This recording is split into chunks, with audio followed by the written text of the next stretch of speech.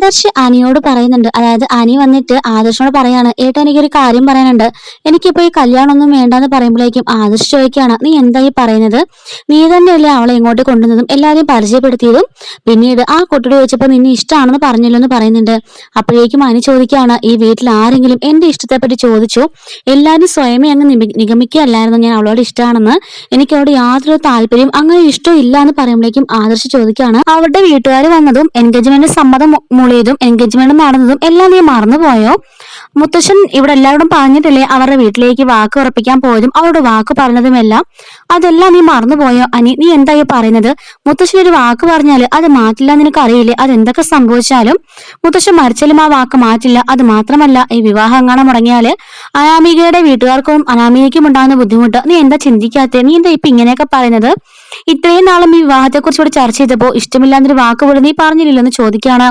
അപ്പോഴേക്കും അനി പറയാണ്, എന്റെ ഇഷ്ടത്തെ പറ്റി ആരും ചോദിച്ചില്ല, പറഞ്ഞ അവസരം പോലും ആരും എനിക്ക് തന്നില്ല എന്ന് പറയുന്നുണ്ട്.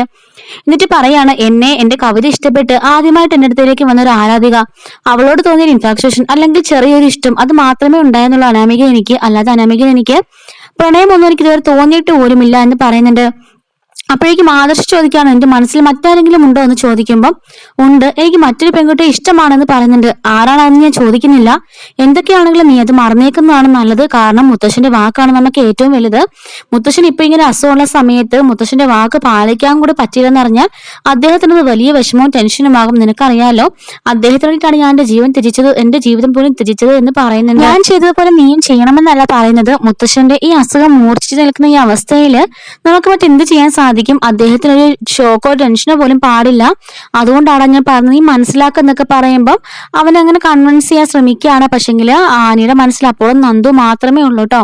പിന്നീട് അനി പോയിട്ട് നയനോട് ഹെൽപ്പ് ചെയ്യിക്കുകയാണ്. ഏട്ടത്തി ഈ വിവാഹം മുടക്കാൻ എന്തെങ്കിലും ഒന്ന് ഹെൽപ്പ് ചെയ്യാൻ ചോദിക്കുമ്പോൾ മറ്റൊരു പെൺകുട്ടി ഇഷ്ടമാണെന്ന് ഞാൻ പറഞ്ഞില്ലേ, എനിക്ക് അവളെ മാത്രമേ ഇഷ്ടപ്പെടാൻ സാധിക്കുള്ളൂ എന്ന് പറയുമ്പോൾ നയന പറയാണ്, ഞാനും എന്റെ ചേച്ചിയും ഒക്കെ ഈ വീട്ടിലൊരു പുറമ്പോക്കൾ മാത്രം, ഞങ്ങളുടെ വാക്കിനിവിടെ യാതൊരു വാല്യൂ ഇല്ല, അതുകൊണ്ട് എന്റെ മോൻ അത് മറന്നേക്ക് എന്ന് പറയുന്നുണ്ട്. ഞാൻ എന്റെ നന്ദുവിന്റെ സ്ഥാനത്ത് തന്നെയാ കാണുന്നത്. എനിക്ക് എന്ത് അത്യാവശ്യം ഉണ്ടെങ്കിലും ഞാൻ ഉറപ്പായിട്ട് എന്റെ ജീവൻ പോലും ത്യജിച്ച് ഇത് സഹചരിക്കും. പക്ഷെ ഈ ഒരു കാര്യം മാത്രം പറയരുത്, കാരണം നമ്മുടെ മുത്തശ്ശൻ അതുകൊണ്ട് വാക്ക് കൊടുത്തിരിക്കുന്നത്. മുത്തശ്ശൻ വാക്ക് മാറില്ലെന്ന് അനുമോൻ അറിയാലോ. അതുകൊണ്ട് തന്നെ എന്തെങ്കിലും ഇതിന് പ്രശ്നം ഉണ്ടായാൽ മുത്തശ്ശനായിരിക്കും അതിന്റെ വേദനയും ബുദ്ധിമുട്ടും ഒക്കെ ഉണ്ടാകുക.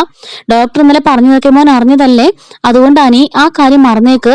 ഈ കുടുംബത്തിൽ ആർക്കും ഇഷ്ടപ്പെടാത്തൊരു പെൺകുട്ടിയാണെങ്കിൽ നീ അവളോട് കൊണ്ടുവന്ന് നീയും അവളെയും കൂടി വിഷമിപ്പിക്കുകയാണ് ചെയ്യാൻ പോകുന്നത്. അതുകൊണ്ട് എന്റെ അനി അത് മറന്നേക്ക്, എന്നിട്ട് വിവാഹത്തിന് സമ്മതിക്കുക എന്ന് പറയുന്നുണ്ട്. ഇഷ്ടമില്ലാതെ വിവാഹം കഴിച്ചതല്ലേ ആദർശയുടെ ഏട്ടത്തിയെ, എന്നിട്ട് ഇപ്പൊ എങ്ങനെയാ നിങ്ങൾ തമ്മിൽ ജീവിക്കുന്നത്? അതുപോലെ തന്നെയായിരിക്കും ഈ അനാമികനെ ഞാനും വിവാഹം കഴിച്ചാല് എനിക്ക് ഒരിക്കലും അനാമിക അക്സെപ്റ്റ് ചെയ്യാൻ പറ്റില്ല എന്ന് പറയുന്നുണ്ട്. അങ്ങനെ അനി അനാമികനെ വിളിച്ചിട്ട് ഹോട്ടലിലേക്ക് വരാൻ പറയുന്നുണ്ട് കേട്ടോ. അപ്പൊ കാര്യങ്ങളൊക്കെ സംസാരിച്ച് അനാമികയെ കൊണ്ട് തന്നെ ഈ കല്യാണത്തിൽ പിന്തിരിപ്പിക്കാൻ വേണ്ടിയിട്ടാണ് അനി ശ്രമിക്കുന്നത്. അനി പറയുന്നുണ്ട്, നിനക്ക് ശരിക്കും ഇഷ്ടം തന്നെയാണോ? നമുക്ക് ഈ വിവാഹത്തെ പറ്റി പിന്നീട് ചിന്തിച്ചാൽ പോരെ, എനിക്കിപ്പോ വിവാഹത്തിനുള്ള താല്പര്യമൊന്നും ഇല്ല, എനിക്ക് അങ്ങനെ ഒരു അഫെക്ഷൻ പോലും നിന്നോട് തോന്നുന്നില്ല.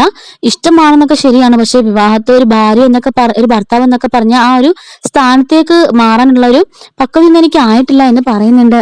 അപ്പോഴേക്കും അനാമിക പറയാണ്, ഇപ്പൊ തന്നെ നീ ഏതെങ്കിലും അമ്പലനടയിൽ വെച്ച് താലി കിട്ടെന്ന് പറഞ്ഞാലും ഞാൻ റെഡിയാണ്. അതായത് ഞാൻ എപ്പോഴും നിന്റെ ഭാര്യയാകാൻ തയ്യാറായി കഴിഞ്ഞു എന്ന് ഞാൻ പറഞ്ഞ അർത്ഥം. എനിക്ക് നിന്നെ അത്രയ്ക്ക് ഇഷ്ടമാണ് അനി, ഒരിക്കലും നിന്നെ മറ്റാരും കൊടുക്കാൻ ഞാൻ ആഗ്രഹിക്കുന്നില്ല എന്ന് നീ വെറുതെ ഭ്രാന്തിയാക്കരുത് എന്നൊക്കെ പറഞ്ഞിട്ട് ഒരു സൈക്കോയെ പോലെ അവിടെ കിടന്ന് പെരുമാറുന്നുണ്ട് അനാമിക.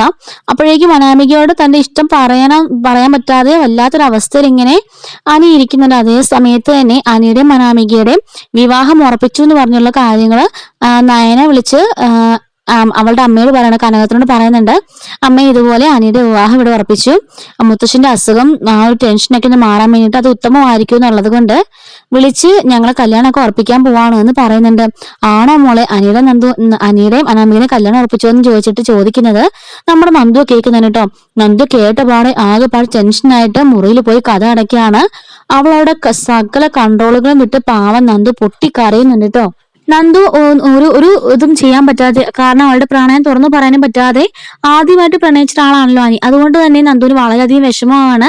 അവന് ഒരിക്കലും മറക്കാൻ പറ്റാത്ത അവസ്ഥയിൽ നന്ദു ആണെന്ന് പൊട്ടിക്കരയുന്നുണ്ട്. അതേ സമയത്ത് തന്നെ അനിയുടെ ഒരു ഫോട്ടോ അവള് പുറകിൽ ഐ ലവ് യു അനിന്ന് എഴുതി വെച്ചിട്ടുള്ളൊരു ഫോട്ടോസ് ഉണ്ടായിരുന്നു. ആ ഫോട്ടോ അവള് തലാണി അടിയിൽ വെച്ചിട്ടുണ്ട് കേട്ടോ. അപ്പൊ ആ ഒരു ഫോട്ടോ എടുത്ത് നോക്കിയിട്ട് ചോദിക്കുകയാണ്, എന്തിനാണ് നീ എന്റെ ജീവിതത്തിലേക്ക് വന്നത്? ഞാൻ സ്വസ്ഥമായിട്ട് എന്റെ കാര്യങ്ങൾ നോക്കി നടക്കുകയല്ലായിരുന്നോ? നീ എന്റെ ജീവിതത്തിലേക്ക് വന്നേ പിന്നെ എനിക്ക് ഇത്രയും മാറ്റം ഉണ്ടായത് ഞാനല്ലാതായി അതായത് എന്റെ ഉള്ളിലെ പെണ്ണ് തന്നെ തിരിച്ചറിയാൻ ഞാൻ തുടങ്ങിയത് തന്നെ നീ വന്നതിൽ പിന്നെയാ. അതുവരേക്കും ഞാൻ ഒരു ആൺകുട്ടിയെ പോലെ നടന്നുകൊണ്ടിരുന്നതാ. നീ എന്തിനാ എന്നെ ശല്യം ചെയ്യുന്നതൊക്കെ ചോദിച്ചിട്ട് ഫോട്ടോയിൽ നോക്കിയിട്ട് നന്ദു പൊട്ടിക്കരയുന്നുണ്ട്. എത്ര പെട്ടെന്ന് നീ എന്റെ അടുക്കിലേക്ക് വന്നതും നീ അകലുന്നതും എന്നൊക്കെ ചോദിച്ചിട്ട് പൊട്ടിക്കരയുന്നുണ്ട് കേട്ടോ.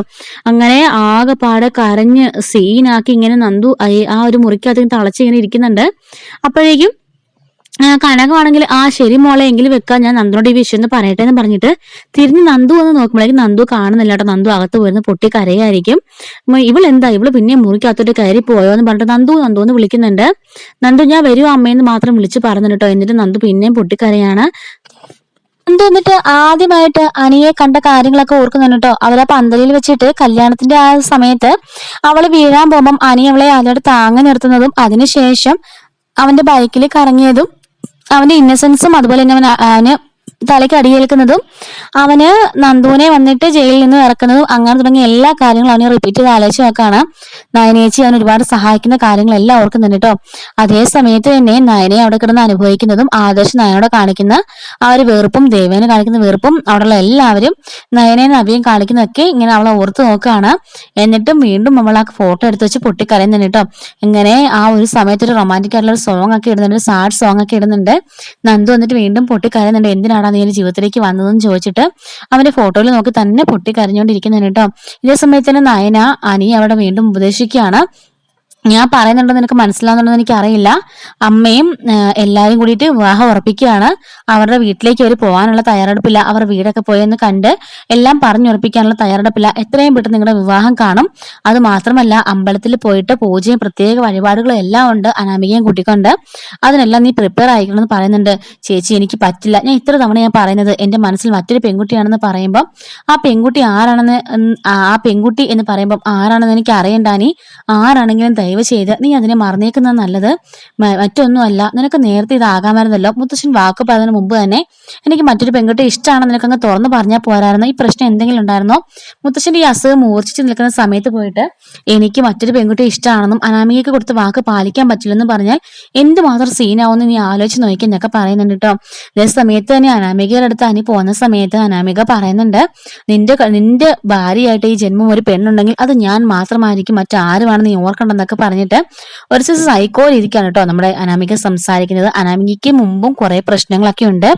അതൊക്കെ നമുക്ക് അടുത്തുള്ളിലൊക്കെ ചർച്ച ചെയ്യാം കേട്ടോ. അനാമിക കുറെ പ്രശ്നങ്ങളൊക്കെ ഉണ്ട്. അതൊക്കെ മറച്ചു വെച്ചിട്ടാണ് അവർ വീട്ടിൽ വിവാഹം കഴിപ്പിക്കാൻ നോക്കുന്നത്. അതുപോലെ തന്നെ എല്ലാ ദിവസവും നമ്മുടെ ചാനലിന്റെ എപ്പിസോഡ്സിന് റിവ്യൂസ് അപ്ലോഡ് ചെയ്യുന്നുണ്ടായിരിക്കും കേട്ടോ. പിന്നെ നമ്മൾ കുറെ ഡിലേക്ക് ശേഷം ഇന്നാണ് നമ്മൾ സ്റ്റാർട്ട് ചെയ്തിരിക്കുന്നത്. എല്ലാ ദിവസവും രാവിലെ തന്നെ അപ്ലോഡിംഗ് ഉണ്ടായിരിക്കും, ഡെയിലി എപ്പിസോഡ്സിന്റെയും അപ്കമിങ് എപ്പിസോഡ്സിന്റെ കേട്ടോ. അപ്പം ചാനൽ മറക്കാതെ സബ്സ്ക്രൈബ് ചെയ്യുകയാണെന്നുണ്ടെങ്കിൽ മിസ് ആവാതിരിക്കും. Thanks for watching.